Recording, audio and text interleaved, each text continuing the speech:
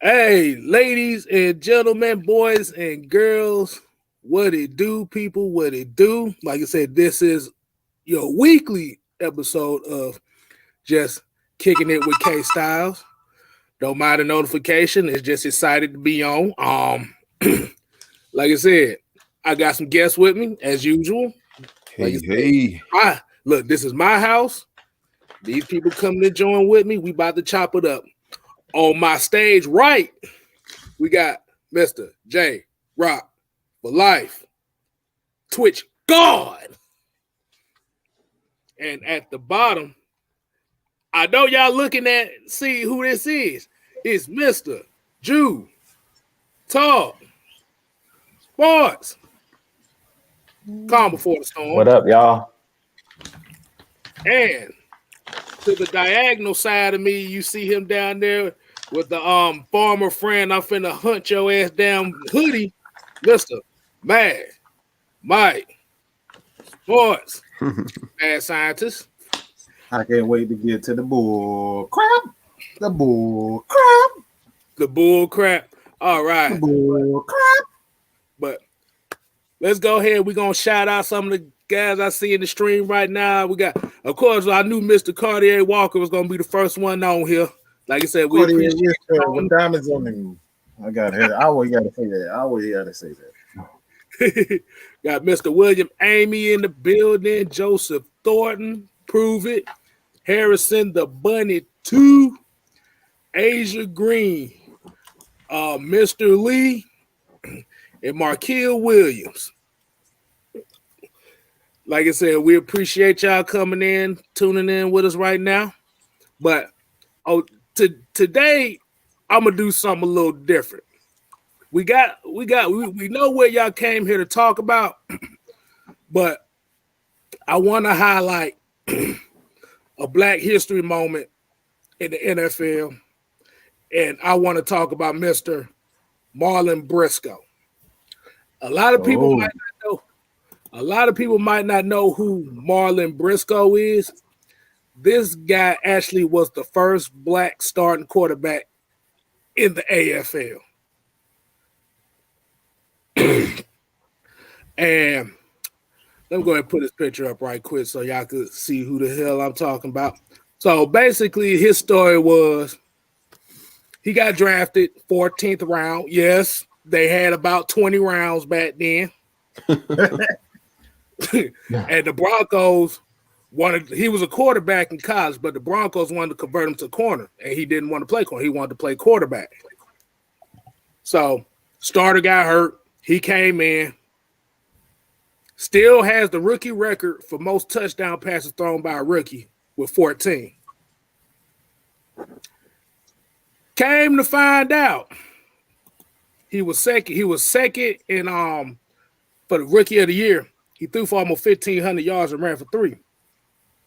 But came to find out that he got cut the next year because the fans didn't want to see a Black quarterback. Oh, so this was around that time. Around 68.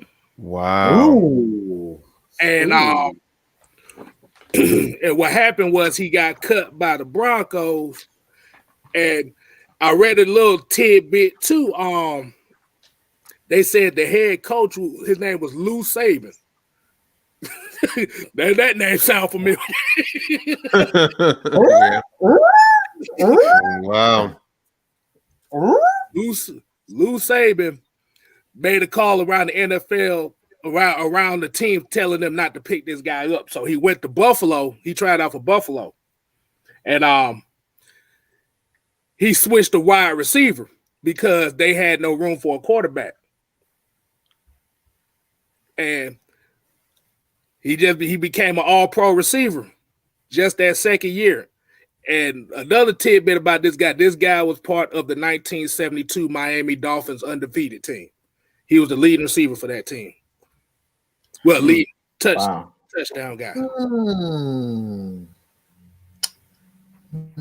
So, wow. I told y'all your boy is a historian. Don't let Kstylz fool y'all. This man is a historian, man. I read. All like all nonchalant. Man, this boy got knowledge and back of his hand, top of his head, elbows, and under his armpits and everything. That man got knowledge all over the place. But yeah, I want like I said, y'all let me know if y'all want me to do this on at least once a month. Well, since it's Black History Month, I'll try to do it every week. But after that, let me know if y'all want to do it like once a month or something like that. Mm-hmm. Or put his picture back up here. Yes, Marlon Briscoe, the first Black starting quarterback in NFL. I did not know such thing. Nope, that's something new. Mm-hmm. And like I said, it's just the court. Like I said, they didn't want. They like I said a black. They said you never thought you'll see a black quarterback in the NFL. He played. The guy got hurt. The fans literally called for the organization's head to get rid of him because they didn't want a black quarterback. It's just fucked up. Hey man, things happen like that. When you a black man. Yeah. Oh, don't say that, Mike. Don't say that. You shouldn't. Yeah, totally right. Yeah, like I said, I meant to say he had the most touchdowns, not so much as the receiving yards. He was like top 2 in touchdowns on that team. Yeah, but I just wanted to kind of throw a little tidbit here and there. Like I said, y'all let me know if y'all want me to keep doing that. But let's go into what everybody here is really wanting to talk about.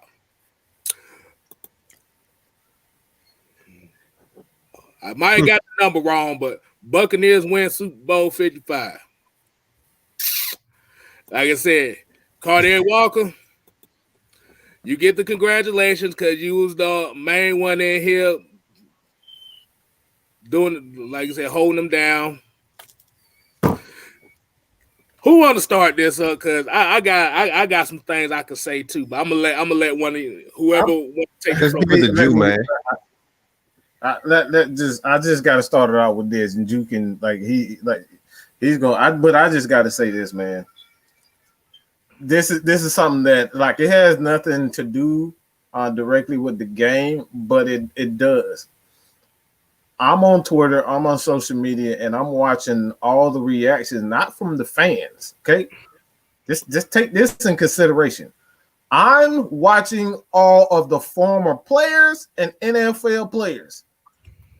Disregard what I am saying, whether this game was quote unquote fixed or not. Take in consideration of what Torrey Smith. We're talking about legends of the game. They went in the game, they went on social media, and almost every last one of these guys said, I cannot believe what I am seeing in this game. This is what I am saying and what I'm thinking. What all of us are thinking right here. Don't take anything that we say in consideration, but take in consideration that we saw multiple players. I screenshotted at the very least 7 screenshots of NFL players saying, oh my God, I can't believe they are doing this. These are NFL players, not me, not Kstylz, not Jew, not the Twitch God. It's us, it's NFL players. That's what that right there. I find myself screaming at the screen. Are you fucking kidding me? I literally screamed out, are you kidding me? In a Super Bowl. I've never been so hot in my life. I've never been that. I have never in my life. Even to see the Falcons completely blow a Super Bowl, I have never in my life seen anything like that. Bro, I'm just as much of a fan, a historian of the game. I watch everybody. I can tell you, Sam, about Sammy Ball. I can tell you about YA to all these guys. I have never in my life seen anything like that. And you guys take that how you want to take it. Hey, I about to say before we get to the next person, let's get in a couple of these comments that's in here right now. So yeah, pretty much everybody's saying they pissed off about the game. It was disappointing. Let's see, we're gonna get right here. I apologize, you. I apologize, you. I didn't intend to go that long, but I Oh no, it's good, My man. bad. Like I said, this is therapy right here, man. We good, man. Gotta let it all out. Like we got Mr. Joseph Thornton said 9 points, no touchdown. The hell we scored on the Bucks. Like basically everybody just pissed off that they only scored 9 points. I think what it is, everybody thought this game was gonna be closer than what it was. Talk about Eddie Green talking about Tyron's ass should shut for with all that trash talking when he can't block. I'm like, oh Lord. We got a little tidbit on that part too. That's it. Harrison Bunny said KC's old line was doo-doo. And we got one more. Nathan Callaway Jr. said Tampa defense dominated. All right, Drew, what you got for me? I'm going to try to break this up, but first I want to start with what Mike was talking about. Just the refs. Like, I don't like to cry and talk about the refs, but when I notice you out there on the field, it's a problem. We should not notice you. Like, to me, if you looked at saw the halftime show, Boomer Esiason talked about, I feel like the refs started to take over the game. They were throwing a flag. Like on the last drive of the game, they threw like 3 pass interference flags. And the problem that I have with these refs, if you guys remember in the NFC Championship game against Green Bay, they were letting the guys tug. They were letting the guys play, battle with each other. They were letting them play. This is the Super Bowl. This for the trophy. This for all the marbles. Like, why are you calling the game so tight? Like, that's what made me mad. Like, these players don't know what to do because these refs are not consistent. Like, call the game consistent. Like, it's no way to me that if you look at the first half on Twitter, I posted on my Twitter page, I think the Bucks only had 1 penalty and the Chiefs had like 8 penalty for like 95 yards. It's no way. So you telling me they're not doing nothing wrong and the Chiefs are doing everything wrong? Like, come on. And that's the problem that I have. Like, let these guys play. Like, half of the penalties we've seen, like I can understand why Tyrann Mathieu, as much as Asia was like Tyrann Mathieu need to shut up. To me, Tyrann Mathieu was furious because he's like, look, the ball that he's throwing, that Tom Brady's throwing, these balls are uncatchable. So it's no way for you to call pass interference. The one that he threw in the end zone and it hit the back of the wall in the end zone, that ball was like 30 yards in the air. No way he was going to catch that ball. Repeat that last part you just said. Repeat that last part you just said. Just repeat that last part you just said. Yeah, the ball was uncatchable. Like, that's an NFL rule. That ball was like 30 yards out of, like, it was in the back of the end zone. There was no way Evans was catching that football. So that's the problem that I have with the refs. It's like you're taking the game out of the Chiefs' hands. Like, what people don't understand, football is a game of momentum.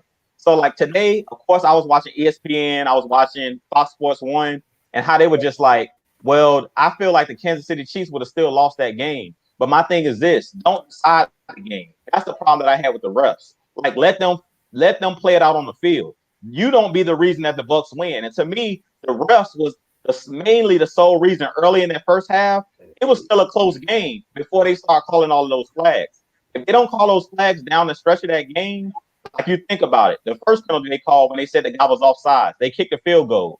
Then they turned around and said, well, the guy was offside. So they got a first down. They scored a touchdown. That's a 4-point swing right there. Then you look at the end of the half. They were up 14-6. And they had like 3 consecutive pass interference to get down to the 1-yard line. That took them into half being up 21-6.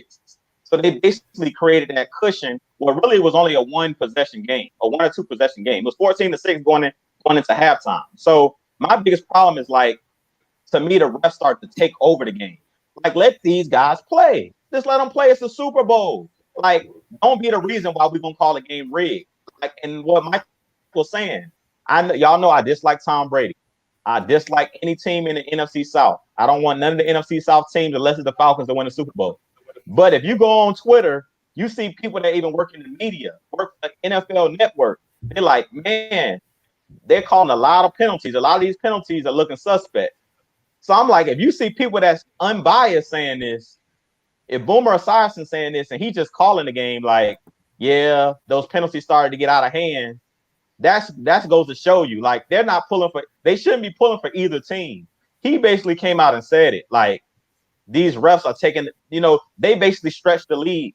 And it wasn't Tom Brady, but everybody consistently says, Tom Brady is the GOAT, and they beat down, they beat the Chiefs down. But I feel like it wouldn't have had that big of a lead if it wasn't up to the refs. I feel like the refs kind of got in the way of that game, and they stretched that lead out and helped Tom Brady. Tom Brady is great enough on his own. He don't need any help. And that's the problem that I have with it. I'm going to leave it right there because I know we got some other topics to get into about the game. And I know y'all probably want to talk about it. But to me, it was making it look rigged. And I don't like when people call, I don't like to say the NFL's rigged, and I don't like to do conspiracy theories, but it looked real suspect last night. I'm going to say that much. It was looking real suspect. Hey, I'm about to say, before we get to J-Rock, I get a couple more of these comments in. Devon Stafford was good, homie. I see you in the building.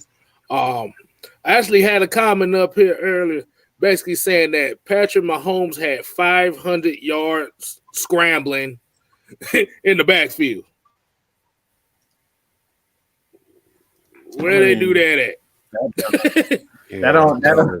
That doesn't surprise me at all. Like, the Bucs have a very good aggressive front four. They're gonna get after the quarterback. It doesn't matter who's the quarterback. Exactly. That doesn't bother me at all. Like I said, what bothers me is that, like Jude reiterated and he keeps stating the same thing I'm saying. Once you've taken the momentum from a team, it's hard to get that back. And like I said, it was over from the second quarter on. This is where I really screamed. Like, I've never lost my cool when it pertains to another team. All right, that's not the Atlanta Falcons. I've never lost my cool when it comes down to another team other than my Atlanta Falcons. But second quarter, going into halftime, my boy Travis said it right before it actually happened. Watch, they call a flag, and he's gonna go into the end zone, and he's gonna go and score with less than 40 seconds left. And bro, he did exactly that. Threw the ball up for a Hail Mary, and then they call a flag. Bro, like, I'm literally screaming out loud to myself. Are you kidding me? Everything that we're saying, it's happening in the game. And that's why I say I have no evidence to say that it is rigged, but like you said, it makes it highly suspect. Highly suspect. Right. So yeah, Devon Stafford said here, with all them flags flying around, you thought we was at a Steelers game.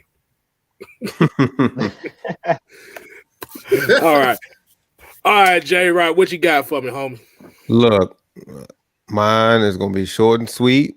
I was just as ticked off as y'all guys were, but like how Mike said it, I think I was actually talking to my dad, and he was like, "Look, it's about a minute and 1 second. That's too much time for Tom Brady." But I was like, "But the only way I see them getting downfield, if they call flags." And guess what? They did. But what really ticked me off was, the Tyrann Mathieu, interception, and he had it, and then all of a sudden they called, the flag, right? Not only that, right after that play, they scored. What really ticked me off going into that, like, first half, like going into halftime, was you see Tom Brady circle around Tyrann Mathieu, like blocking him from going to his side of the field, mouthing off to Tyrann Mathieu. But they give a flag to Tyrann, to Honey Badger, for what? So I'm like, come on now. And then it's just crazy. Like what you said, like the penalties. The Chiefs had 11 flags for 120 yards, right? The Buccaneers only had 4 penalties for 39 yards. This looked like this wasn't even a Super Bowl. This was a regular home game. That's what it really was. It's a regular home game. They had the biggest advantage. You can tell. Look how Tom Brady was carrying himself the whole game. He get the mouth off and talk to whoever he wants, however he wants, and smile and get away with it. They felt like they could just do anything, and that's what bothered me so much because it was just the little things that they would do, and they would put it all on the Chiefs. So it was just real iffy. I didn't like how it was. It started off okay, kind of competitive, defensive stops and all that. But once Buccaneers started to score and put points on the board, that's when it really got out of hand. That's when it was just like, all right, you guys need to stop because it's getting ridiculous. And if you guys don't know, if you don't believe me about that whole Tom Brady mouthing off thing, there's an article out right now. Tom Brady actually apologized, and he sent, I don't know if it's true or not, he might have sent Tyrann Mathieu a message. That's what it said. But it's basically him apologizing because Tom Brady probably started it first. Probably did. It might have been Tyrann. Who knows? Nobody knows. We weren't on that field. We were just watching. We saw what we saw from them too, and that was it. But Tom Brady apologized to Tyrann Mathieu for whatever reason. Why would he apologize? That's the thing. Why would he apologize? Tyrann said he said some words that we don't know. He said he's not going to repeat it, but Tom Brady had to say was he was trying to match the intensity with Tyrann. That's the only reason why he said those type of things. But I'm like, at the end of the day, I know everybody's fired up and all that, but shaking hands with the ref. What the fuck you need to apologize for? You already know. You see refs I posted a picture on my Facebook page. All right, posted a picture. This dude is literally smiling at Tom Brady like he's a goddamn schoolgirl or something. Are you kidding me, bro? Are you really kidding me? This is what we're getting, and you want us to believe that it's not quote unquote rigged? Like, Kstylz, what you got? Because I got some questions. Bro. I got some. I need. We gonna look. We gonna get to the meat and potatoes of this show. But like I said, go ahead. But from the penalties, also like I said, the pass interference call, the one on Mike Evans was that one right there was something that I couldn't believe I saw that one. Watching too much Hollywood movies. that motherfucker tripped on his own 2 feet and got the pass interference call. I like, damn, really? But wow, man. But I knew I knew the game was over from when I saw the Chiefs sideline. The Chiefs sideline, they were literally about to fight on the sideline with each other. When I saw that, I said, this game is over. Because you got Tyrann Mathieu getting in it with Tyreek Hill. It was like, they out mentally, they gone. Yeah, I agree with you, Kstylz. I just want to say one thing based off of what you're saying. It's like when you feel like you're being cheated, it's deflating. When it's third down and you feel like you made a legitimate stop, like y'all seen how Honey Badger got up when he made that interception? Like he took his helmet off and he was like running to the other side of the field ready to celebrate. And then he see the flag and he like, wait, hold up, that flag is on us. Like it's deflating when you're actually making plays and then it's taken away from you. It's deflating. I don't care what nobody says. Like we can sit here and be like, play through the flags and play through it. But when you know you're going up against another great, and then you see on top of it, it's already hard enough to stop them and play within the rules. But then when you see that you're being cheated, it's like it's deflating. And that's what I think started to happen because Tyrann Mathieu usually keeps his cool. But if you guys seen it, I don't know if you guys seen it during the game, they showed Steve Spagnuolo trying to calm him down. And he was kind of like, I was reading what his lips were saying, and he kind of was like, what did they want me to do? Like, what do you want me to do? I'm playing my game, but it's like, they're not allowing us to play. Like, what am I supposed to do? I don't even know what to do now because what I've been doing all season long, they're not letting me get away with what I always do. So I'm playing for, in his mind, he's playing within the rules, but he's still being punished for it. So he's kind of like, what am I supposed to do? So that's why he was like screaming back and forth. But I like to see that. Like, as much as last year we talked about on our sideline, we didn't see anybody fired up, like Grady Jarrett. We didn't see none of our defensive leaders fired up. One thing I can respect about Tyrann Mathieu, he has that never back down approach, that never back down attitude, and that's why he's one of the leaders of that defense. But I just felt bad for him because I felt like the refs were not letting them play. I'm like, this is the Super Bowl. Let the big dogs play. Like, don't chain one big dog up and let the other big dog loose. If you're gonna let them battle it out and see go mano a mano, I didn't even care about the trash talk so much. It's like they were going at each other. But what I'm trying to say is like what you said, Kstylz. If you're gonna throw a flag, then throw a flag on both of them. Let it be an offsetting penalty because both of them were in each other's face. And don't just it was blatant when they called it just on him. When they made it super one-sided. Tom Brady chase him off the field. Yeah, we seen Tom Brady. The refs broke him up. Tyrann Mathieu running back to his sideline. Brady chases him down and gets in his face. Like, so what? Tyrann Mathieu supposed to back down? He a man too. He gonna stand up. That's what he's supposed to do as a big dog. Even the call on Chris Jones. The referee was on Chris right Jones where the lineman was messing with him. Yeah. He looking right at him. And then Chris Jones retaliated, and you called it on Chris. Like, are you kidding me, bro? You looking right at him, hit him. Like, I was up jumping on a couple of calls. I was literally jumping. I'm like, look, I'm not even a Chiefs fan, but I feel for them right now. Like, this is y'all. Like, that was a very pressured game for them because Tampa is at home in their own Super Bowl. That's what made it so tough for them. All right, so like go. I ain't gonna say nothing about that. But I'm just going my big eye, okay? I'm just my big eye. Hold on, let's get a couple of these comments. Devon Stafford said something funny here. I want y'all to see this. He said, if Tom Brady running up on me talking trash to me, I'm slapping him on sight. I'm slapping him on sight. Oh shit. Man. And you want to know what's so funny? Even Tyrann said this. He says, I've never seen this side of Tom Brady ever. So whatever he said that got him pissed off before the game, they just took it way out of hand. I mean, Tom Brady didn't really do any damn thing. Let's be running. He didn't do a damn thing. All he did was hand the damn ball off to those fucking running backs who were pretty much destroying the damn game. That's the reason why the Chiefs really lost is that running game. The defense is the defense. The defense always played well throughout the entire year. But what set them apart was that running game. That's when Kansas City lost it. And they did it a little too late. Like, I know they started to do that to start off the second half, but it's a little too late for that now. You're down. You need to start throwing that ball. Great point.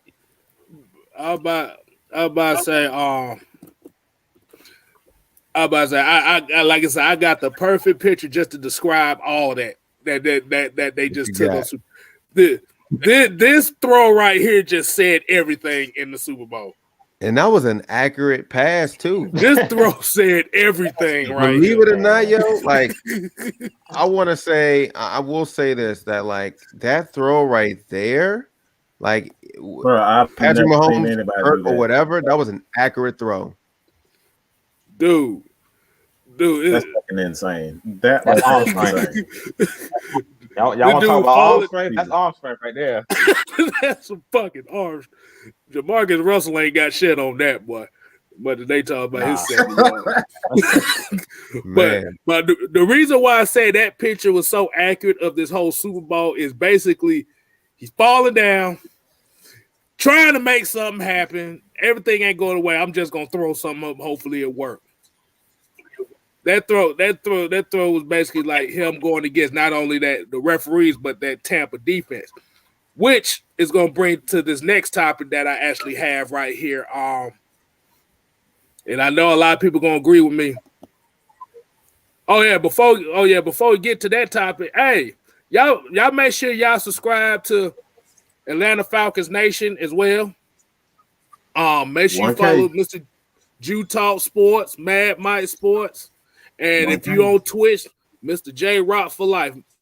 Like I said, hey, we trying to do, and Just Kstylz, we trying to do something heavy here. We trying to give you the stuff that ESPN and Fox Sports ain't gonna give you, and that's some real shit.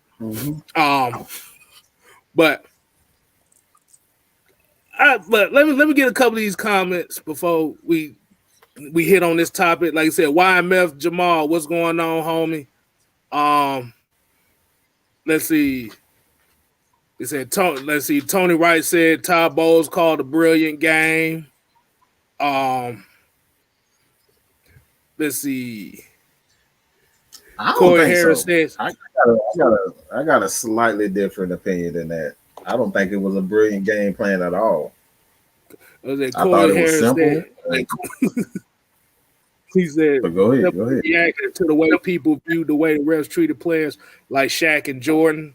Yes, that is true. I mean, even Jordan didn't get that type of shit. Like, even Jordan didn't get these type of call where you like, what the fuck? Like, are you serious? Are you serious? Oh yeah, Jalen get called. You know what I'm saying? That I ain't even worried about it. Every great player get calls. But like when you gotta say what the hell, that's when like that separates great calls and bull crap.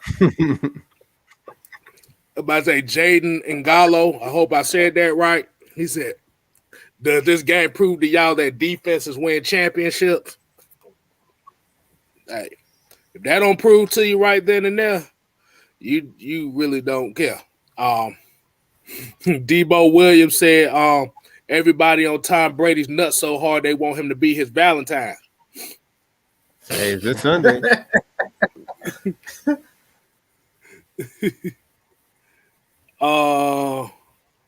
Let's see. Let's go ahead and hit that topic up right there. So the topic is, was the Buccaneers defense the real MVP of this Super Bowl? Can I go first? Go ahead, J-Rock. What you got for me? So I said this last week on Just Kicking It with Kstylz last Monday. Todd Bowles gonna have to draw something and do something totally different than he did in the regular season. And I agree with Mike. I heard him say, it wasn't rocket science. It was real simple. I mean, we already knew the obvious. Mahomes was without about 3 or 4 offensive linemen, starters, right? Todd Bowles is going to have to bring the house. He did that. So it wasn't like it was super like, oh, man, like he needs to do this, do that, do that. They ran cover 2 the whole game, and they blitzed like crazy at the right times. So it wasn't not trying to take away and shit on Todd Bowles. He did great. He did something different. He got away from the one-on-one man because Buccaneers do got some good man corners, but one-on-one the whole game, they're going to get tired. You see Tyreek Hill was being single coverage, for a little bit, but they still ran the cover too. They was not trying to let them get nothing. It was just pretty much everything underneath. So Todd Bowles, I would say he is the MVP because he set them up for, good spots throughout the whole game. So they did well. But that's all I got to say about that. So I did say Todd Bowles will have to do something completely different, and he did. That's what won them the game. The offense didn't really do much. They got bailed out, but I give it all to their defense. Todd Bowles, MVP. All right. And whoever else want to pick it off, take it. I'm about to say, before I get to Jew, let me hit a couple of these comments right quick. Jaden Nagalo came with another one talking about how do you feel about Winfield's celebration of Tyreek? I'll be honest with you, it was bound to come because Tyreek does that to everybody. So somebody just threw it in his face. This is about as simple as I can go. Make sure, like I said, if y'all didn't watch Kicking It with Kstylz last week, if you paid attention to all the keys to this Super Bowl, everything played out exactly the way we said. The only thing, the score was different. Right. We thought it was going to be a 3-point game. It ended up being a 22-point game. 23-point game, I meant. But like you said, Rebel ATL said, 82%, the 84% covered 2 by the Bucs defense the whole game. Simple, but it worked. Yes. Yeah, I don't. Go ahead, Jude. What you got, Drew? What I'm gonna say is that the game plan by Todd Bowles was simple, but you know what he deserves credit for, and we've been talking about our Atlanta Falcons. Y'all know I revert everything back to our Atlanta Falcons. What do we say all year long? When something works, don't go away from it. We was blitzing Tom Brady the first time we played him. We was up 17-0. What we do in the second half? Go back to cover 3. So what does what credit does Todd Bowles deserve? The credit that I'm gonna give him is he stuck with his game plan. When he seen that they couldn't stop the cover 2 and that Andy Reid wasn't making the proper adjustments, because how you beat cover 2 is you run the ball. When they got 2 high safeties like that, if they're gonna play back, it's a light box. You hand the ball to your running back. So really, I was disappointed in Andy Reid, Eric Bieniemy for not making the proper adjustments. They really looked like Farmer Fran last night. They really looked like Dirk Cutter had. There was disguised. It was Andy Reid disguised as Dirk Cutter, because they looked like the Kansas City Falcons last night. They continued to try to get chunk plays, continued to try to throw the ball. I'm like, hey, hand the ball off. Like, if they go, y'all see it every time they handed the ball off, they were getting yards a clip. Hand the ball off and run right at the tip of that defense. Because one thing that I noticed that I didn't like about Kansas City's game plan, why are y'all running side to side? Devin White and the other linebacker that they have, they're fast. They're fast flowing linebackers. Levante it's just like David. Deion Jones. When you play the offense, Levante David, you're not going to be able to run sideline to sideline against these guys. And a lot of times when they were trying to run outside, they were pitching the ball. Like, that's what those guys do best, is run sideline to sideline. You have to run right at that defense, at the teeth of their defense.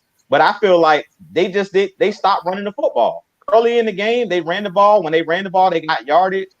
But they seen that Pat Mahomes and they seen that the offense of Andy Reid and Eric Bieniemy, all they wanted to do was throw the ball deep. And they wanted to try to take shots and get chunk plays, and they refused to give them that. So Todd Bowles was like, well, you're not going to make the adjustment and run the ball. I'm going to sit in cover 2 the rest of the game. It's no reason for me to change, because you guys are not changing. Why am I going to change when what we're doing is working? And that's one thing I got to give them credit for, because as our Atlanta Falcons, we seen last year, anytime we were doing anything that worked, for whatever reason, what did Raheem Moore say? We knew Tom Brady was going to make the adjustment. To the left. That's So what we did. That's what they deserve credit for. That's what they deserve credit for. They deserve credit for they continue to do what was working. They seen that they couldn't stop the cover 2, or they were going to continue to try to take deep shots when they were double teaming and bracket coveraging guys. Okay, we're gonna let Kelsey catch those little, a couple routes across the middle. He really wasn't getting any big plays. Like, y'all noticed, they didn't let the Chiefs get any explosive plays down the field. Down the sideline, there was nothing happening. They had Tyreek Hill basically under a chokehold. Like, he didn't do nothing last. So, and when the ball was thrown their way, they were dropping passes. So, I mean, I really don't think that it was a complex game plan. I was just disappointed because I thought Andy Reid and their offensive coaching staff, that they would mix it up a little bit more. To me, they didn't mix it up. They kind of just stuck with what they were doing the whole game. And that's what made it a watch. All right, before we get the mic, let's go and get a couple more comments in before we get the mic. Tony Wright said Vita Vea had been out of lineup since week 9 in his first game back with the NFC Championship game. Tampa's defense balled in that game also. Hey, I seen that other comment. The dude said he think Todd Bowles probably looked at that game when we played against the Chiefs. I like that one. Yeah, it pretty much damn near was the blueprint. In a way. But yeah, one other thing I want to say too, Kstylz, I let Mike take it. Before you take it, Mike, was one other comment that I had. I just thought about it. For all of those Matt Ryan haters, y'all seen Pat Mahomes last night when he won't get no blocking, right? Woo! Y'all seen how bad Pat Mahomes looked last night when he wasn't being protected. That's the point we make when we say a quarterback can't do nothing from his backside. This man was out there running for his life. They tried to get that man killed last night. And that's my point. I don't care how far you can throw the ball. Kstylz put that picture up there with him going to Superman and him throwing the ball.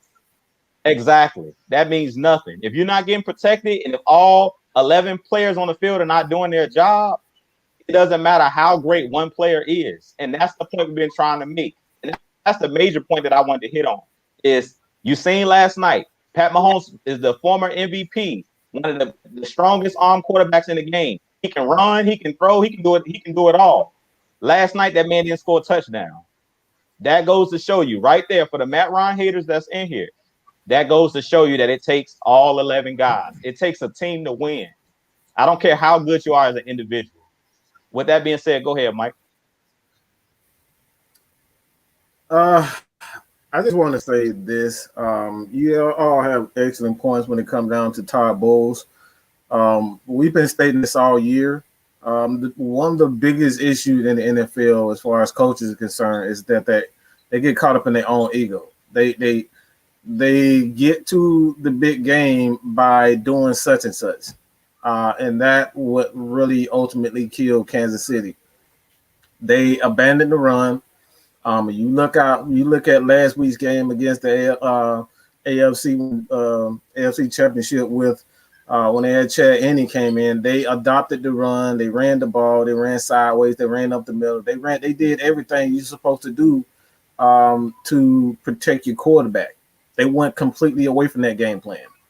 And they did what they quote unquote they do best, and that's the issue. I'm not disregarding the fact that the Bucs didn't win the game. In fact, I don't think it was a smart game plan at all. It was just something that was just okay. This is what they do. We're not going to let them get deep, and you force the quarterback to be a quarterback when you play cover two, and that's the thing. If you don't have Tyreek sitting, that's one thing that I think Andy Reid really screwed the game plan up. He had Tyreek on the outside. He should have had him in the slot so he's more difficult to cover. You should have lined him with on the same side as Travis Kelce so those guys can pretty much separate the two safeties. It forces the free safety to either worry about Kelce or to worry about Tyreek Hill. I don't know why he didn't exploit that. He could have had a running back on one side if you wanted to throw the ball to this guy or versus that guy. Andy Reid did none of that entire game. Second of all, I want to say this is about, and I think he doesn't get any credit for this game, whatsoever. The coverage wasn't great. Their coverage wasn't great. They had open guys. Kansas City dropped a lot of passes. So the coverage wasn't great. And one guy pretty much took over the entire game. And I believe if I were him, I would be asking for a contract extension. Who am I talking about? Shaq mother freaking Barrett. Give this guy credit. That dude looked like Von Miller. That guy was wreaking havoc. It don't matter where they was lining up. They was lining him up on the right side and left side. It didn't matter. So when it comes down to it, Shaq Barrett single-handedly destroyed the Kansas City offense. It wasn't because the offensive line couldn't block him. It's because Shaq Barrett was just a one-man wrecking crew. It was not a great game plan. It was something simple. Play cover two and let Shaq Barrett wreak havoc. That's what they did. It's nothing spectacular about that. But this is why coaches lose their job, because they try to be so, elaborate and come up with these elaborate schemes and whatnot instead of doing what works. We always say that. Stop trying to be pretty. Stop trying to worry about all these highlights and just do what works. That's why they won the game. They stuck to the game plan. They stuck with what works, and they didn't go. This is how Tom Brady has been winning championships all his career. The other teams stop doing what they're good at because I don't know why they get scared. Oh, Tom Brady, he's eventually going to do it. This is why. Coaches lose Super Bowl. And I'm just going to say it just like this. Andy Reid lost the Super Bowl because he stuck to what he thought the identity of this team is. You're never going, and this is why I love what Arthur Smith is saying. is yet to be proven, but he's saying he's going to play to the player's skill set. He's going to adapt to the players. That's how you win. Adapt to the players. You can't stick to one philosophy. We've seen this for years with the Atlanta Falcons. All we know to do is throw the damn ball 50 times, and we think we're going to win games like that. No, you got to do everything it takes to win games, whether it's passing to the damn fullback 50 times or running the ball 50 times or passing the ball 50 times. Whichever works, we got to stick with that. And this is the reason why Tampa Bay is Super Bowl champions right now, because they stuck with what works. Mm-hmm. Hey, that was some good work. That, like I said, everybody had some good words and stuff on that. We gotta get to a couple more of these comments before I give my thoughts on it. Prove it said it was almost like Andy Reid was watching Dirk Cutter film.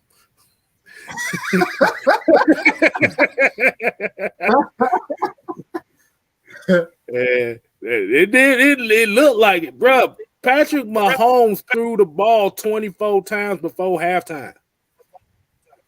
You was already setting this guy up to get murdered out there. Yeah, he was pressured 29 times, I believe, the whole game, 29 times. Right. Super Bowl record. That's a Super Bowl record, dog. That's crazy. Yeah. Like you said, your boy Michael Walker, shout out to him. Oh yeah, Buck Skull Game is in the building. What's going on, homie? I saw you in there. Michael Walker said Brady did nothing special. Yeah, he damn sure didn't do nothing special. But let's see. But what I saw what Todd Bowles did was, like you said, it was nothing special. The only thing he did differently was he took a defensive lineman out and put an extra corner in. Mm-hmm. They was playing a 2-4-5 the whole night. They weren't running the ball. They weren't running the ball, and that right there, you gotta that's you. If you're a genius offensive coordinator, you got to see that. You got to adjust to that. Right. Ego kills championship teams. Ego kills championship teams. No matter how much talent you got on your roster, if your coach gets stuck in his ego and stuck in his ways, you're never going to win games.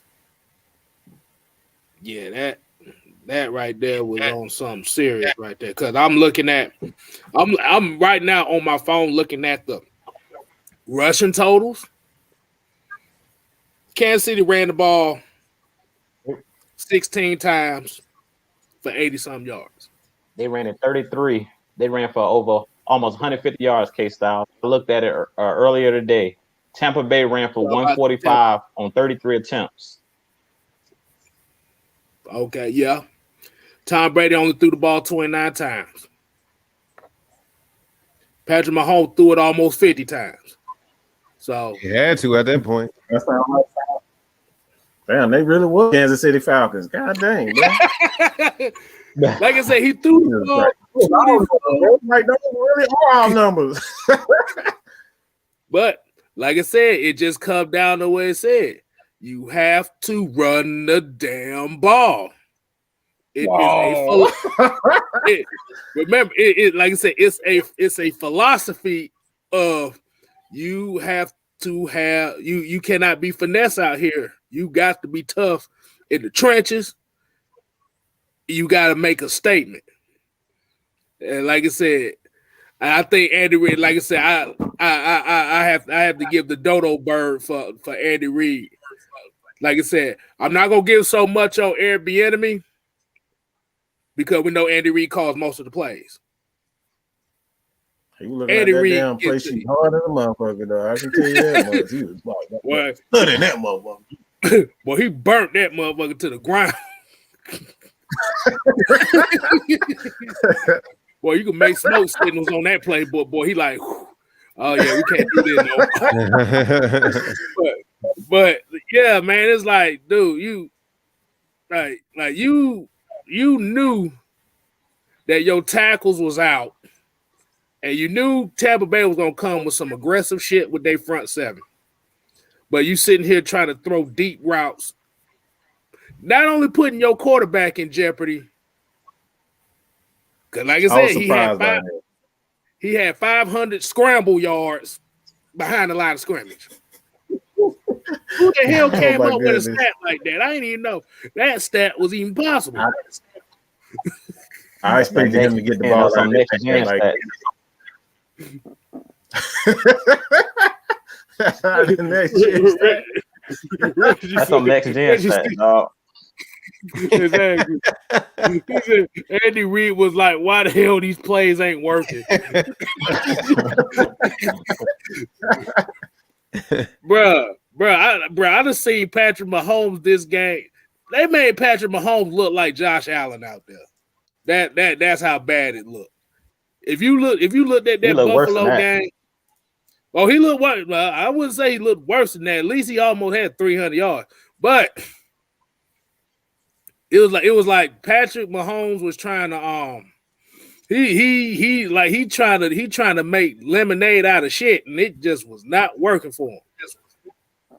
But like I said, shout out to that Tampa front seven, boy, because they brought it. Hey, like I said, to the 2-4-5 is something that I don't see often like that, but hey, man, they terrorized that offensive line. It was almost like they what were the Falcons did when they almost beat them. That's essentially what the Falcons was playing when they were playing the Falcons. The Falcons just went all DBs and used their front four to get to the quarterback, and they almost beat them like that. Right. The only difference was Tampa Bay didn't run. He didn't run the Amber Rose slut walk defense. I didn't see that. So that's a good. I didn't see that. Oh my god! But yeah, like I said, I want to also give a shout out to Devin White, boy, because boy, that's a monster. Like I agree with Brandon Levy. He is a monster out there. But outside of giving Devin White that credit, you have to give Vita Vea and Ndamukong Suh credit too, because they pushed Patrick Mahomes outside. Like I said, if you don't get that rush up front, like I said, your quarterback gonna be cut all day. I expected to see more Sammy Watkins. Like they didn't even try to get to Sammy. They didn't try to get the ball to the running backs out of the backfield. That's a staple of Andy Reid offense. You didn't even do that. So it's like you just trying to make sure you embarrass them by forcing the ball. Like I just thought they were trying to force the ball to Tariq. It became the Tariq Hill show. That's and when he's not a number one. He's not a. I'll take that back. He's a number one. But he's not a difference maker. Julio Jones, Hopkins, those guys are difference makers. What I mean by that, you command not only a double team and a triple team, but you can't leave this guy. You can't leave him one. I mean, you can't leave him. What you can't do is, well, Julio can take a slant to the house. So you can't just leave. You play him deep and then not worry about underneath, because Julio and Hopkins, those guys can take a slant to the house at any given moment, break a tackle, run over your linebacker, run over safety, and they gone. That's not what Tariq Hill. So I don't understand why they tried to do that anyway. Like I said, I honestly thought it was just a bad game plan. I just don't know what the hell Andy Reid was thinking. All right. I wanted y'all to hit a couple of these comments right quick. Marvin Johnson said here, he said, the way that this Super Bowl went is setting the stage for an interesting draft. Yeah, don't say. Yeah, because at the end of the day, you have to play. Your defense has to get turnovers. I didn't know Tampa Bay was number one in the league in turnovers. I didn't know that. So it didn't surprise. Like I said, I was like, no wonder. So yeah, defense and running the ball is gonna win you championships. We can pass. You can pass all day and do all that cutesy shit. Nah, bro. The real championship teams play dirty foot. They play dirty grit football. And Sean Jones here has a comment right here. He said, do you think this Tampa defense is better than the Warren Sapp Tampa defense? No. Hell no. No. Hell, Because they No. their secondary could cover your ass off. You wasn't getting much Boy. on them secondary. Barber was something serious, man. Rondé Yes. Barber, I think, is one of the best cover two corners I've seen. Ever. That I've seen. Yes. Listen, they had Sapp, Simeon Rice, Barber. Derek And Brooks. y'all can't forget about John Lynch. Oh, don't forget Booger now. Derek You can't forget Booger. And Booger too. Yeah. Derek Brooks Like at that linebacker. Yep. Woo, boy. Yeah. He's one of my favorite players. I love me some Derrick Brooks, man. Yeah, man. Like I said, this defense was good, but not Tampa Bay from 02-03. No. Ain't even close. Because the weakness of this Tampa team, the defense, is their secondary. Their corners is a weakness. That Tampa 2 defense, they had no weaknesses at all. They really didn't. No. No weaknesses, bro. None. They used to, like I said, as much as everybody loved Michael Vick, outside of the Eagles, the Buccaneers gave Michael Vick all the I smoke. thought they was gonna kill Michael Vick, man. I thought they was gonna kill him. Bro. All the smoke. I'm praying for And y'all Michael gotta think Vick. about what they did. Y'all gotta go look at the Super Bowl. Them boys in the Super Bowl. What they did to the Raiders in the Super Bowl. You gotta remember that was Jerry Rice, Tim Brown, Rich Gannon. They had a squad and they shut them down in the Super Bowl. We thought Kansas City got shut down. Go look at that Super Bowl. They picked off like two, took it back to the house. Derrick Brooks took one back to the house. They had like 2 pick sixes. They scored like 40-some points in that game. And most of the defense. It was ugly. The defense, exactly. It was defense because the offense really didn't do nothing that game. That defense, I think that defense scored just as many points as that offense did. But Jonathan, hey, look, Jonathan Armstrong said it best right here. Offense sells tickets, defense wins championships. Mm-hmm. I can agree with that. Yeah. I could smoke a bag of that. Yeah, that's let's see what else we got. I just saw here Seiko Mo said, how much of a game plan is switching it up and doing what you got there? I guess what he's trying to say is how much do you think it was of them switching the game plan up or just doing the same thing they did all season? I think it was, to be honest, to answer his question, I really think what happened in this game was like they never made the adjustment. The Chiefs never made the adjustment. Exactly. Like once they seen they were sitting in cover 2, they should have started running the ball to bring them out of the cover 2. And then once they would have dropped down one of those safeties to try to help stop the run, then you hit them over the top. Or then you create more favorable matchups one-on-one. But they never adjusted. But we have to credit Tampa Bay again. Because they never made the adjustment, you never seen Todd Bowles say, well, okay, now I'm a blitz. No, he just kept bringing his front four and kept dropping everybody in the coverage. Because he's like, okay, y'all going to keep sending these guys deep. I'm going to keep doubling your 2 best players, and I'm going to keep bringing the front four. I'm not going to blitz. Why blitz you when I see the front four is getting after you? That makes no sense. Like, I'm not going to blitz my linebackers and my corners and my safeties when I see Shaq Barrett is killing y'all. Like, I'm just going to keep dropping everybody in the coverage, period. Yeah, and when they did try to do the adjustment like by starting off running the ball in that third quarter, it was too late. Mm-hmm. Way too late. You're I down have one quick by question for 15. y'all. One quick question. Where was Le'Veon Bell at last night? I thought he was on the Chiefs. I'm like, where's Le'Veon Bell at? On the sideline wondering what the hell just happened. Same thing. Mike is trying to figure out why the hell Sammy Walker's wasn't out there. Oh, he was out there. They just wasn't throwing him the ball. I don't think he played a snap though. I saw him. He caught a pass. I saw him. I watched him the whole game. No. I'm talking about Le'Veon Bell. Man, Le'Veon Bell was holding. Yeah, I don't know. Le'Veon, I don't think he did. Yeah, I didn't see Le'Veon Bell at all. I Yeah, he seen pretty Sammy much got Watkins. I'm talking about Le'Veon Bell. Oh, he got benched. Okay. Yeah, it was Galera pretty much when he came back. It pretty much benched him. Okay, bet. Bruh, Hilaire had 9 carries. Just I would think if you was gonna help your quarterback out, would you at least have somebody in the 15s at least? Yeah. Take them extra throws off his hand.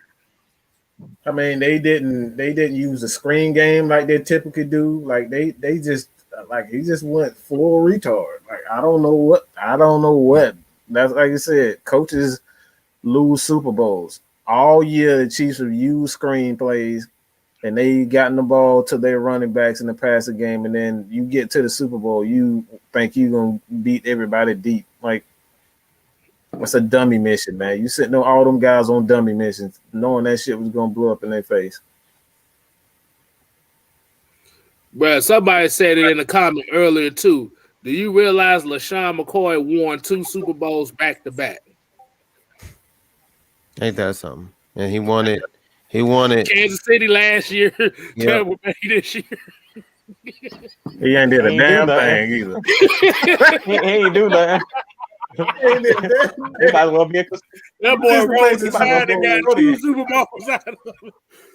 He's like, hey, thanks, Andy Reid, being on the other team. Thanks, Andy Reid. That boy got a participation trophy.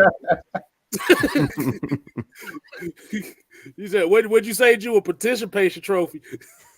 Yeah, man. He ain't do nothing. Look, he might as well give me his ring. That boy would rather be on the practice squad. He ain't do nothing, dog. You get a ring. Everybody get a ring. Look, how easy he got a bonus for that shit. Just suit up. He got a bonus for that. He like, damn that shit. I'm finna take All it. you got to do is just go out there and just suit up. You ain't got to play. Just suit up, all right? But oh yeah, I'm about to say, did y'all watch the game all the way through too? Because I want to make this comment too. Did y'all watch the game all the way through? Did you see Nickelodeon through that last little tidbit in the Super Bowl to make sure, like, yeah, we still here after the third quarter? Just couldn't. I just stopped. I was like, it's just no point in even watching it anymore. Bruh, they remember the slime zone and the Nickelodeon trophy and all the little things I talked about before. Well, they did it for this Super Bowl too. I said They did? Yes, they did. Yeah, they showed some of it during the game, and then I think after that I went upstairs. They showed the highlights of the first 3 quarters and showed that shit. I said, "Oh my goodness!" I like, really? Well, like Nickelodeon said, they want the same thing.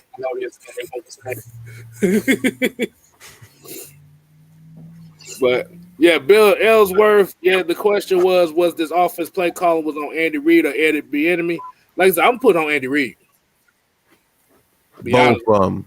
You would say both of them, but I'm a majority put it on him because he calls majority of the plays. I have to. And he know better. He the head coach. He should know better. That's another reason why we're putting on him Kstylz. You've been in the league as long as Andy Reid has been in the league. It's no excuse. Like, people forget when he was in Philadelphia, they went to like 4 straight NFC championship games. And we know, like Mike was saying, when he was in Philadelphia, that's all he would do is use his running backs out of the backfield. Brian Westbrook, he loved throwing the ball out of the backfield. So I don't know what. Like, he went completely away from the game plan he always go with. So I don't know what he was doing.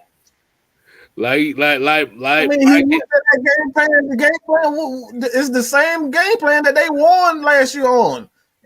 Getting the ball out of his hand quick and get it to the running backs and let them do their thing. That's how they won last year. Yeah.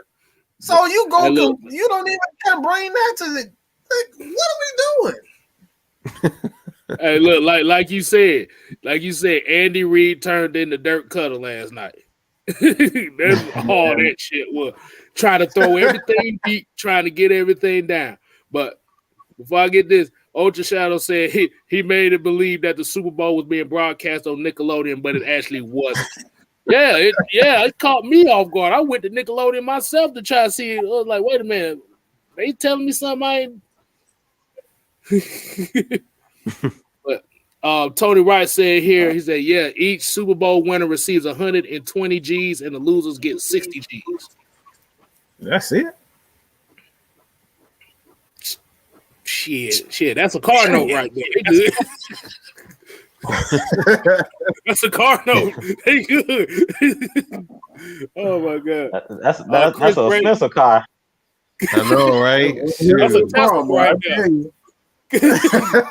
That's a Tesla right there for your head. Oh yeah, Chris Brady said here, yesterday's game showed us that a dominant pass rush can win you a Super Bowl. Yeah, every Super Bowl winner has had some type of a pass rush. Even Kansas City last year, which defense really, like we said, is not really all that great, but they get timely stops, and that's what it came down to. Tampa Bay, like you said, Tampa Bay did not go away from what was working in the first quarter, and they kept going through it for 4 quarters, 60 minutes. That is what the run the damn ball philosophy is about. Stick to your guns. Stick to your guns. Be physical. I want to And piggyback Leonard on that Fournette- 2K style. Go ahead, I man. want to piggyback on what you just said, bro. Before I didn't mean to cut you off, but like you were saying, how many times have I told y'all that it's always about the front 7 and the front 4? If you got a great front 4, you don't have to have a great secondary because the quarterback has no time to look down the field. And that's really what took place yesterday. Like how Mike was saying, like if you go back and watch the film, like if Mike or Big Load, they do like a film breakdown or film study on the Super Bowl, like he says, it was guys open. The problem was Pat Mahomes was running for his life. Like he couldn't see him because he was running. He was running from everybody in the backfield. If you seen him, he looked like he was outside playing street football. The way he was running, he wasn't even running orthodox. He was running in circles. He was doing anything he could to get away. He looked like Day running from Baby D. He was running in circles. He was trying to do anything he could to get away, dog. You're not gonna catch me as usual, Baby D. Bruh, And that's that man what he did looked like like, a double dog. spin and then just threw it up. I mean, it was almost a touchdown. I literally jumped out of my seat when I seen that throw. Yeah. Hey, he was like little Chris from the first Friday. He was like, quit playing.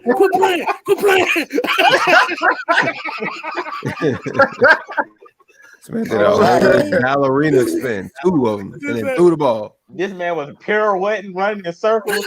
Like, you know, if you see a quarterback, they run to the side. This man in the backfield running 20 yards back. He dropping back 20 yards, running in circles. Like quick, I mean, too. you got a good receiver. He's like spinning, like just gone. Like I'm like, Hey, damn, he run fast. He run real fast, running backwards. He run faster going backwards than he did forward. I tell you that much.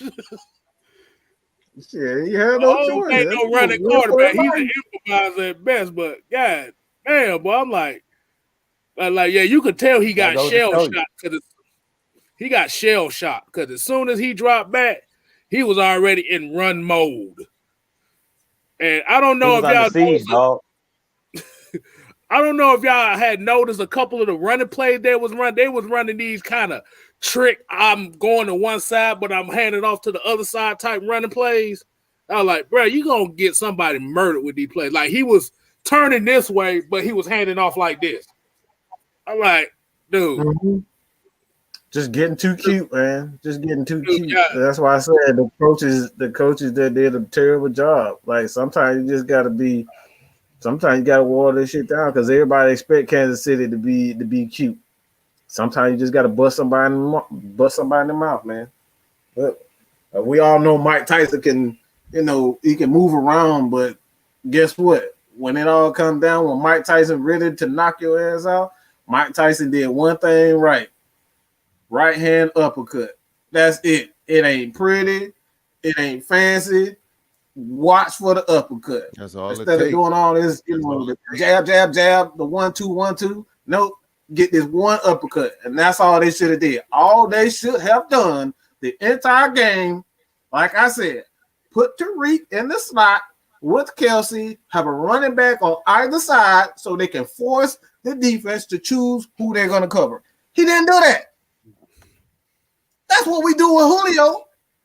When we want to get the ball to Julio, we want everybody else to get when we want Matt Ryan to establish all the other receivers, what they always do, always put Julio in the slot. It's either Julio Jones or they put Mohamed Sanu in the slot. Guess what? Now we got Russell Gage. Put him in the slot right next to Julio. Have Julio on one side, put Russell Gage and a tight end on the same side. So you're forced at that point to choose who you go. Are you going to carry? Are you going to hold Julio? Are you just going to let Russell Gage get 100 yards? Are you going to let Hayden Hurst have 100 yards? You choose. Andy Reid, I don't know why he didn't do that. Like I said, it's all ego, man. It's just all ego, and I can't wait to actually see the film breakdown on this. To do a film on this, man, because like I said, it's gonna. I kind of know what happened, but I'm just baffled at how he didn't use his running backs. Oh yeah, I was about to say. Devon Stanford said Pat Mahomes was out there playing, throw him up, bust him up. Shit, He damn sure was throwing it up and getting it there, bust out on their defense. But we're gonna go ahead. We're gonna wind it down for the night. Gonna let y'all get y'all Mondays back. I don't have a final call question tonight, but definitely what we would do here is we're gonna let the guys hear. We, like I said, J-Rock, Jew Talk Sports, Mr. Mad Mike. Like I said, appreciate you kicking it with me. I appreciate the people in the chat kicking it with me. I'm gonna go ahead and I'm gonna let y'all go ahead and get y'all final plugs in out the way. Like I said, I'll go ahead and I'm gonna do my little dribble, start this fast break off with Mr. J-Rock. Go get your final plug in, homie. Hey, Kstylz, on another Monday. Appreciate it. As always, dope kicking it with you on the Mondays, man. You guys can follow me on Twitch. I do my gaming stuff Monday through Thursday. Actually, when I get off this, I'm going to go ahead and start that off. But make sure you guys also follow the Atlanta Falcon Nation on Twitch as well. We also trying to get that where it needs to be with the goals and everything. So, yeah. If you got some gamers, man, and like the vibe with me, come in, chill. I'm going to drop my Twitch link in the chat. We'll get started probably right after this show. I'm going to kick it to my guy, Jew. Oh, this way. Right there. Okay. Before I go, I see a question. I'm going to answer this question first. If you don't mind, Kstylz. Oh, go do your thing, man. Yeah, he asking about the North Carolina running back Javonte Williams in the draft. Mr. Tony Wright. Personally, I like Javonte Williams a lot. He's one of the guys that's on my draft board. I can see the Falcons drafting him. I got either him, Javonte Williams. I got the boy from Alabama that everybody wants, Najee Harris. Clemson's running back Travis Etienne is my favorite running back in the draft because of his explosiveness. But I think Javonte Williams might be on the draft board a little bit longer than those other guys because he played at North Carolina. So maybe we could get him like in the third round, fourth round if he's still around. But I like him a lot as well. He has that explosiveness. He kind of reminds me of Chubb Rock that played at Georgia because he's short, but he's like built.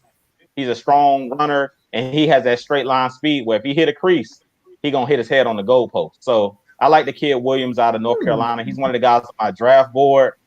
But it's another guy that I want y'all to go check out in the chat. Y'all go look at, and we don't need a wide receiver, but this is a name that I've seen, and I really like this kid. TJ Vasher, Texas Tech. Go look at this guy's tape.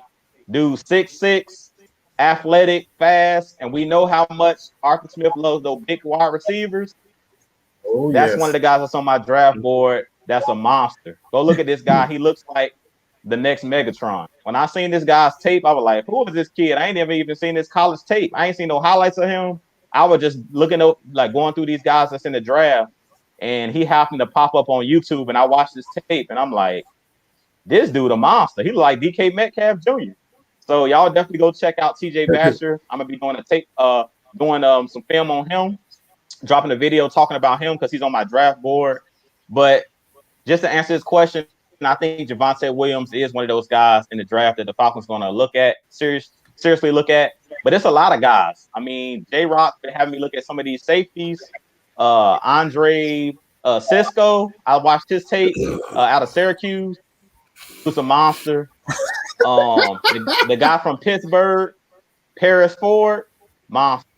So yeah, man, y'all stay tuned because we're gonna have a lot coming for you guys.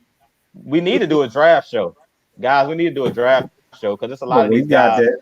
Well, I even would maybe love to. yeah, I yeah. love We need to it. do a draft show, either a draft show or maybe Big Low on the night he does film because man, on YouTube, there's a lot of clips of these guys and man, these guys' instincts and athleticism is crazy. But with that being said, I'm gonna go ahead and just give my last parting shot. You guys go to the channel, Utah Sports, hit that like, subscribe button. AFN, hit that like and subscribe button. We both on the road to 1K. Kstylz, go hit that subscribe button for my boy. I had a good time kicking it with you on a Monday. And look, I might have to be a regular, man. I really enjoyed the Monday night show. Mad Mike Sports, he said his next goal is 10,000. So you guys know what to do. Go hit that subscribe button for your boy, J Rock. Y'all definitely go, check out his gaming on Twitch. But with that being said, I really don't have too much more to say other than for our Falcons heading into this draft and heading into this next season, because now the season is over, heading into this next season, 2021-2022. Last night, the biggest takeaway from the game in the Super Bowl was the trenches. We talked about it. The defensive line and the offensive line. That should be our main priority. So Terry Fontenot, he comes from the Saints. We know what the Saints have done the last couple years. They suck in the playoffs. They choke in the playoffs. But in the regular season, they swept the NFC South, y'all. I don't know if you guys realize that, but the Saints did not lose a game in the NFC South past year. So if it's one thing that Terry Fontenot knows as a GM what to do, he knows how to draft in the trenches. He's been around that New Orleans, making sure players get re-signed. He knows how to bring back, and they fleeced us with Tyler Davis. It's a reason we should have known better when they let Tyler Davidson go. We should have known right then and there that we were being fleeced. But that's our number one priority. Going into this offseason, we need to look at the trenches. The offensive line and defensive line is the most important thing. We seen, like I said, with Pat Mahomes, when he wasn't protected, we seen with no offensive line, I don't care who your quarterback is. You can run as fast as you want. You can throw the ball as far as you want. If you can't protect your quarterback, he can't throw the ball from his backside. We seen Pat Mahomes. I don't need Kstylz to put the picture back up of him doing a Superman trying to throw the ball, which hit a player in the face mask. But that just goes to show you, he can't throw the ball and catch it. There it is. That's what type of night it was. And y'all talk about Matt Ryan. That was tonight. He one of the most athletic quarterbacks in the league. So y'all talk about Justin Fields playing behind this Atlanta Falcons offensive line. We've seen our offensive line this past year. He's gonna be looking just like that. That's okay. Make a throw like that. Exactly. Well, that was an NFL street throw right there. Ain't but one man in the league who can do that, man. That's damn Patrick Mahomes. He's the only person to do that. Look, he did all of that and still didn't get a completed pass, Mike. With that, I'm gonna kick it to you, dog. Yeah.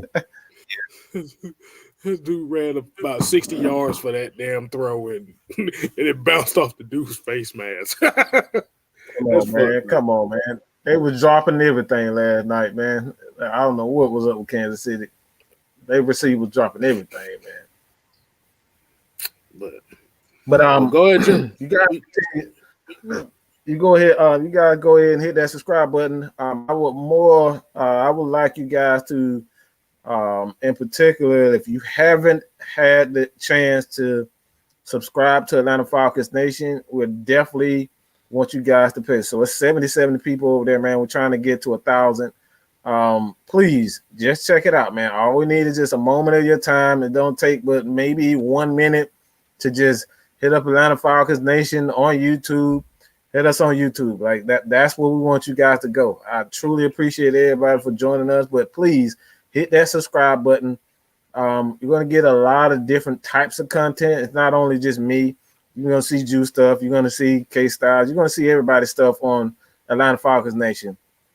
But honestly, like I said, we're trying to get to that 1,000, man.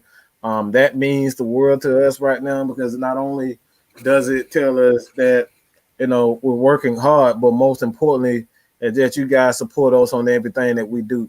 You support us, and we're going to continue to give you guys nothing but the facts and the stats.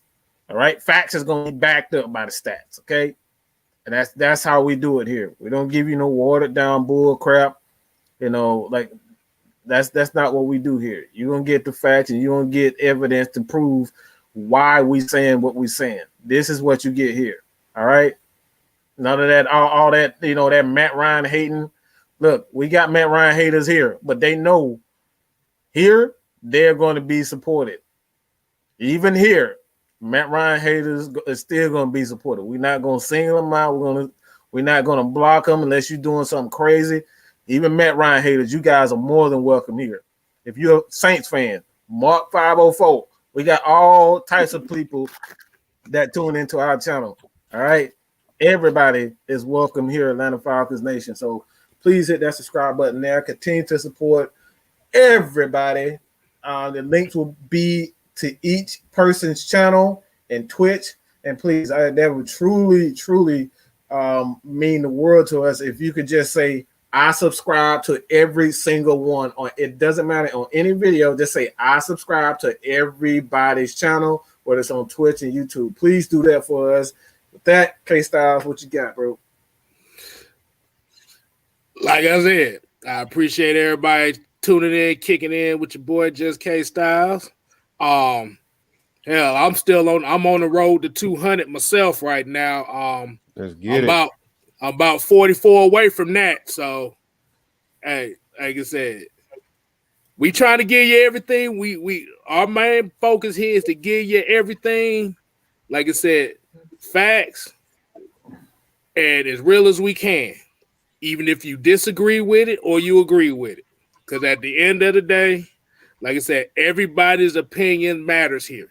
The only thing we do not tolerate is disrespect of not only the people that are on camera, but the people in the chat.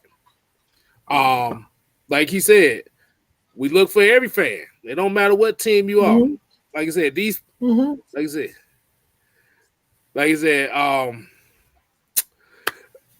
like I said, just subscribe to Just Kstylz. Like I said, I actually got a couple, like y'all said about the draft prospects and stuff. I actually got a couple I got to do. I didn't know how popular those were, but I guess everybody fuck with what I say. So I got a couple more. I'm gonna do it. I got two on. I got two of them on the way. All right. And, all right. And oh yeah, J-Rock, I got yours too. Like I said, he might not be in the draft, but I'm gonna look at this big gargantuan ass safety linebacker you talking about. You talking Milo Eifert? Yo, I'm telling you guys, that motherfucker's a cyborg. if y'all go look up Milo Eifert, y'all gonna be like, who's this kid's parents? What are y'all feeding this monster? Like seriously. Thanos and Storm. I feed that man the hammer. But we cannot end this show without talking. Hey, J-Rock, what we was talking about? What would like I say? Go and tell them what you was gonna do. Like so I'm gonna let you go ahead and close out what you was gonna do. Who has seen the Super Bowl commercials? What do y'all think? Let me know in the chat. What do y'all think about the Super Bowl commercials? What was y'all favorite? I already got 3 of them in my mind. The Bud Light commercial was good. The Bud Light Legends with Cedric the Entertainer, Post Malone, and that one was a good one. The Eminem commercials is my favorite one, where he had the Eminem locked up in the car talking about something. I promise I won't eat any more of your friends. Had one in the car. You liar.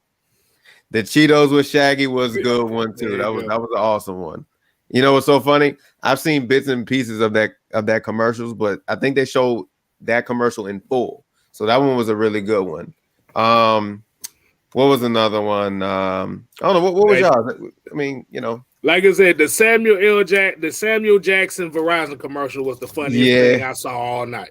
That was a good one. This motherfucker made a whole speech about 5G and got ate by a shark at the end. That was a reference. What I'm trying to think. What was that Deep Blue reference Sea. to? Deep Yeah, Blue Sea. yep. That's what it was. And, Mark What 54 you said, do? "Where's Maggie?" He said, yeah, man. Maggie producing on the backside of the game, so I'm sorry. You gonna have to Hey, DM. dude, you got a favorite one? Man, I The don't Cheetos remember one's my nothing. favorite I one. don't remember none of them. The Cheetos one was good with Shaggy. I like that one a lot. Have you been in the sofa? That It was a wasn't good one. me. I'm like, you all off beat and shit. God damn. Stay on beat, woman. What's wrong And then with you? what? Honestly, I need y'all opinion. Just give me a rating out of 1 out of 10. What did y'all think of the weekend's halftime show? Oh, I thought it was dope. I ain't watching to be honest with you, Case. To be honest with you, J Rock, I I was talking to my dad on the phone, dog. I thought it was dope. I give about a 9. Okay. Yeah, I About was 9. about an 8 or 9. I heard he paid for everything. Then he get a 10 then if he paid for everything. Yeah. Because I like the halftime show. I think that was the first time I actually seen a halftime show where it wasn't just one concept. It was like multiple concepts going on at the same time. Especially when he was in the tunnel walking around with his dummies and stuff. And somebody made a meme talking about this is how he looked like when we looking for the stimulus checks. I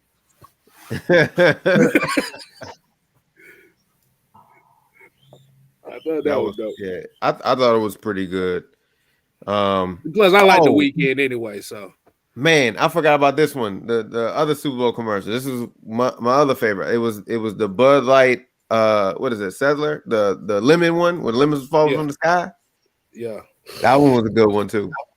My man was in the mirror trying to get his line up, and he went whole ball spot right here. Oh man, he scalped himself. No, that one was a good one.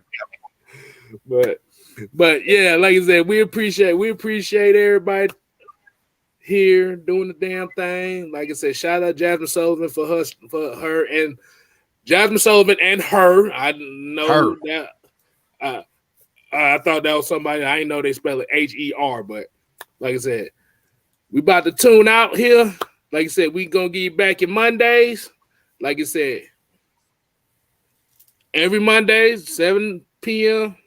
Just kicking it with Just Kstylz. You never know who's gonna be on here. And like I said, you ain't gotta go home, but we about to get the hell up out of here. Deuces.